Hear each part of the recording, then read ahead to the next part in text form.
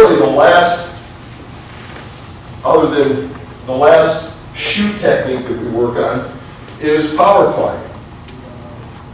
Because the fact is, when we run inside veer, midline against a 3-4, our guards are coming off and they're power climbing the linebacker play side. Tackle, veer releases to the linebacker. Once he gets there, he's power climbing. Okay? So they need to learn to basically, and again, once they're there, it's just a drive block.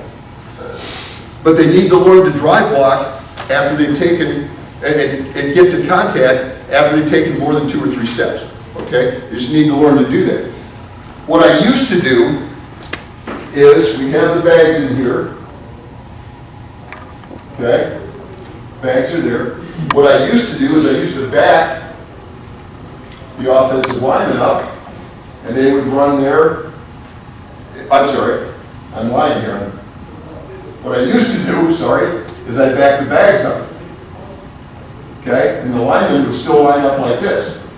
Well, as you can well imagine, what do they do as soon as they got to the end of the chute? Start popping up.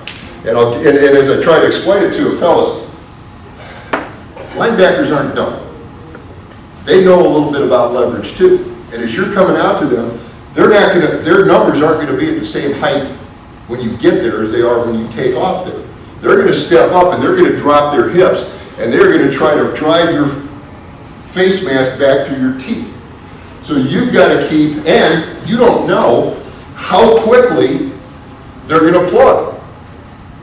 You know, they're not going to stand back there and say, oh God, you're a great lineman, why don't you just kick my ass? You know, they're going to come up and try to kick yours. So you've got to come off the ball in such a position that you are ready for contact at any point. So, after many years of doing it that way and getting pissed off because they kept raising their body up, I finally woke up in the middle of the night and said, holy smokes, you dumbass.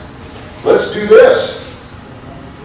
Let's put the bags, let's keep the bags here and back the kids up.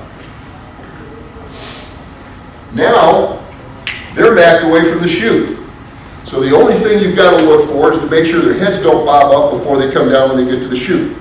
But the bottom line is they're going to be low as they go through the chutes and make the bag, and it forces them to stay low the whole way. I'm constantly harping, play the game with your knees bent. Kids always want to straighten their knees. They always want to straighten their hips. There's 2 ways to get low. One is to bend at the waist, the other is to bend at the hips and knees. We want them to bend at the hips and knees. They've got to play the game with their knees bent. Now clearly there's some waist bend there as well. But this has helped us keep our pads down when we're coming off on a linebacker and that's the other reason, again, they need to be able to see the feet of the linebacker, or in this case the base of the bag, in their stance.